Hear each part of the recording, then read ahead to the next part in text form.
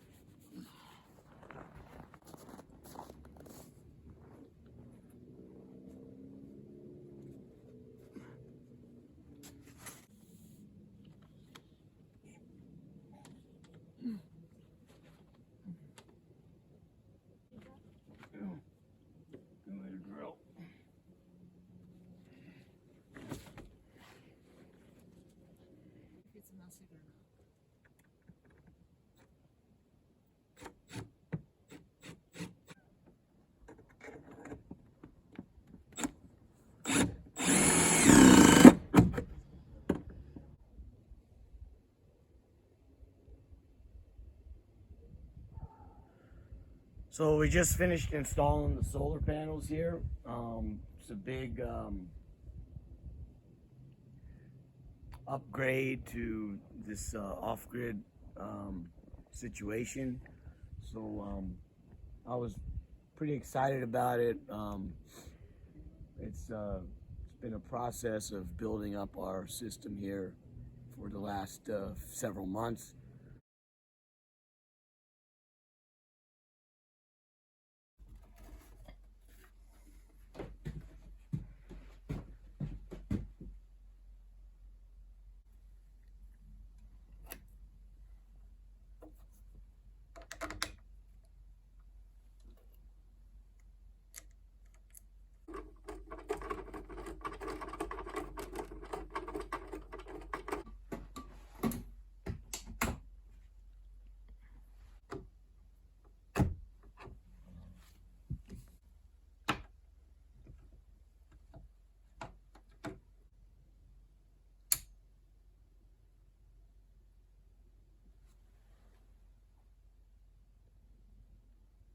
Now we're on battery power.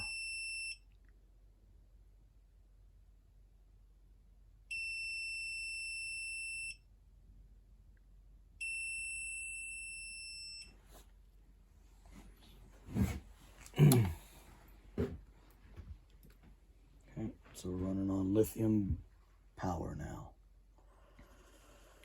So we got now a really nice electrical situation going on where we have a really good inverter. It's 3,000 watt inverter and a pretty heavy duty battery, lithium phosphate battery.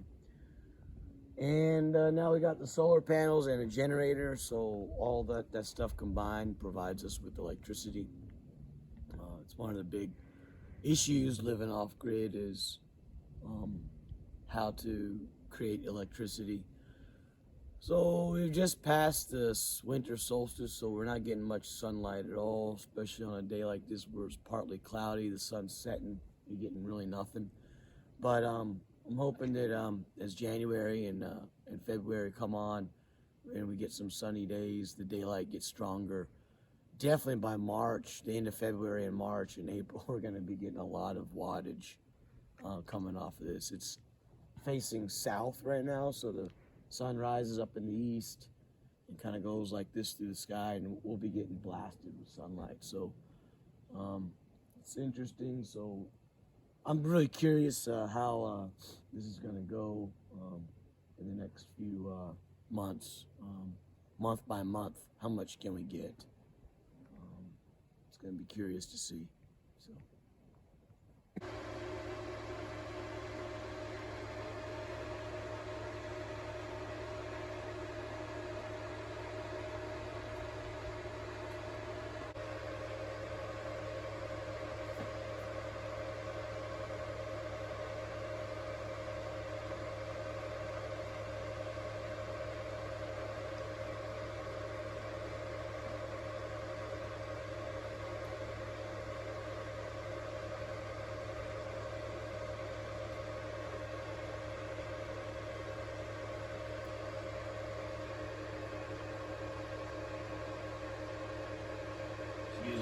trails.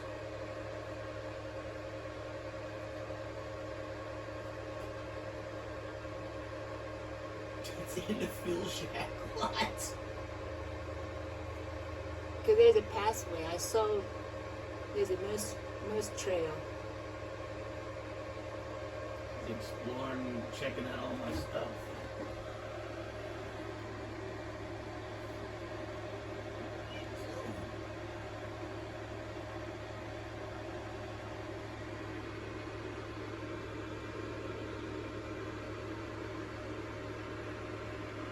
Yeah, that's a safe way to get out.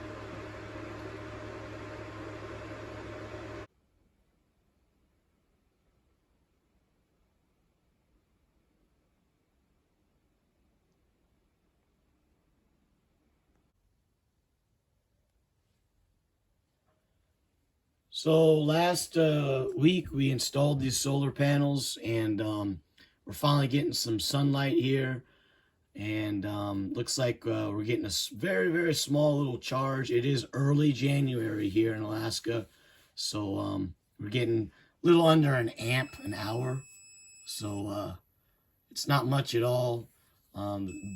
Very tiny amount of sunlight is shining here, but at least everything that I know is hooked up correctly, and we are able to indeed charge through the solar right now. So we're getting right now 1 amp per hour. It's a very, very small amount.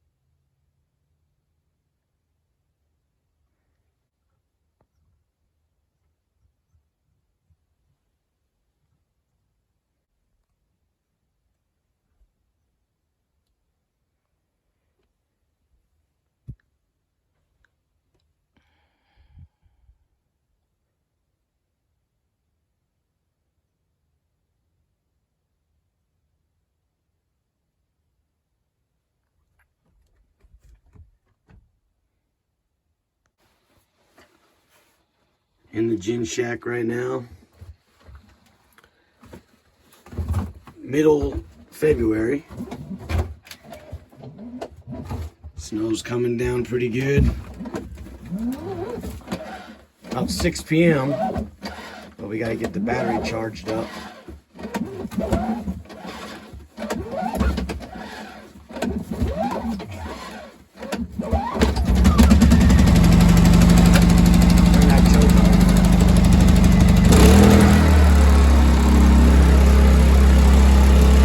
Let's go check the battery, see if it's charging.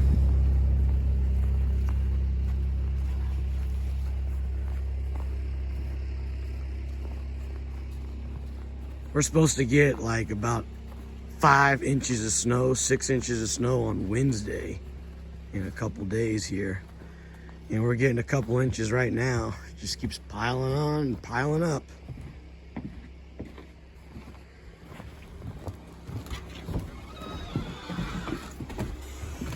Okay. All right, so the battery is charging.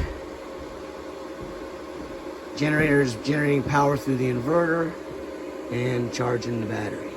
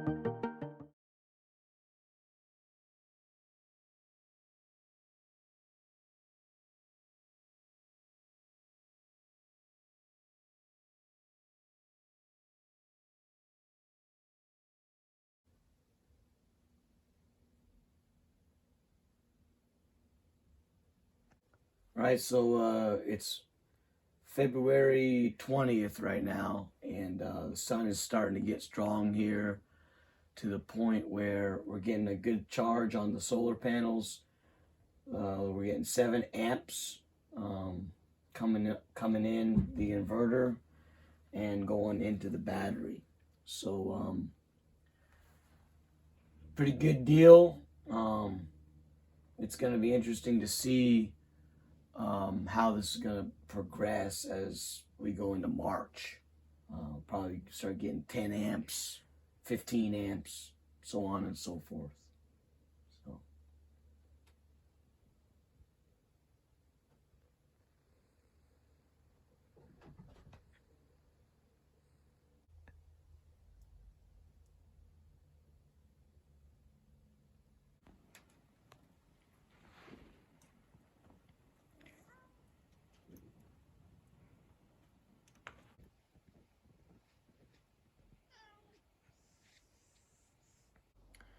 So last spring, from March, we were getting an incredible charge into this from the solar panels. So we were basically having more electricity than way more electricity than we needed. The battery was constantly full charged, and we weren't really using any electricity at that time because from March, the day starts getting quite long, so we got a lot of sunlight, so maybe we're using a small amount of electricity March, April, and May, but we were getting, there's no leaves on these trees, The sun is very strong. The angle was just right, hitting the solar panels and providing a really, really heavy charge on the battery. So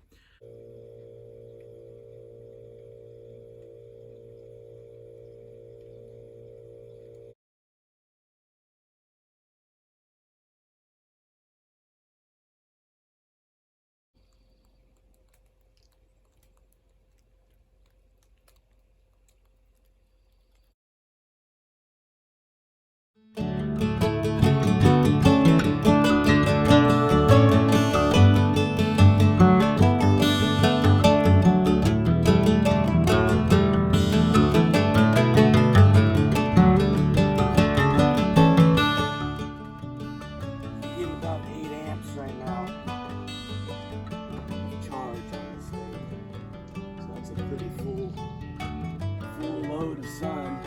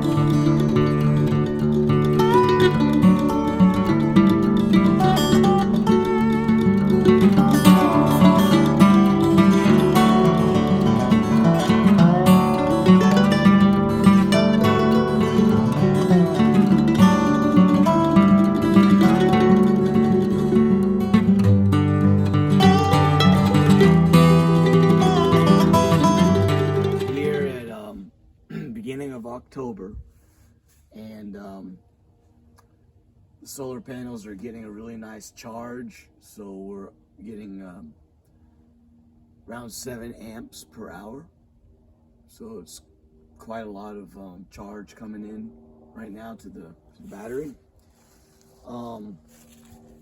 As soon as all these leaves fell off the trees and the light is coming through, it's directly really hitting this these solar panels, so it's getting a pretty good charge. In the summer, the sun is so high, it looks like we don't really get much of a charge. We'd have to disconnect the solar panels and put them at an angle like this, so the sun gets directly on them. There's so many leaves here, kind of blocks things, so summer doesn't seem to be that good, even though there's a lot of daylight. We get a little charge. Seems like we get most of our charge in the fall and in the spring, and we'll see how it goes this winter.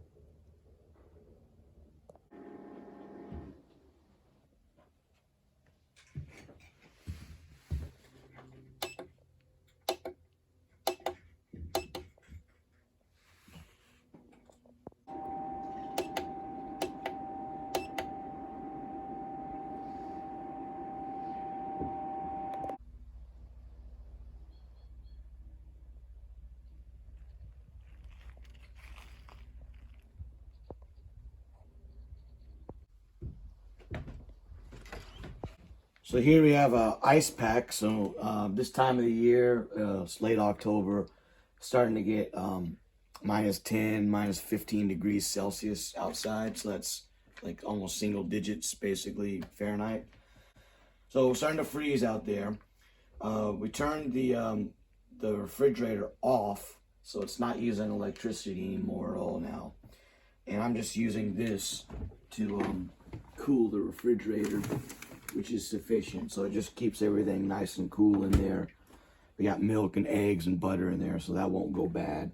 It just keeps things nice and chilled in there. And then when they thaw out, I'll just bring them back outside and just kind of cycle them, so they'll always have frozen stuff to put in there. So it's basically free refrigeration. We bought a small refrigerator. That was a very nice upgrade into the cabin, because before that we were using just a cooler box. We had to buy ice all the time to keep it cool, perishable things from going bad. But we bought this little refrigerator, and then after we bought the refrigerator, that had a very high electrical use consumption.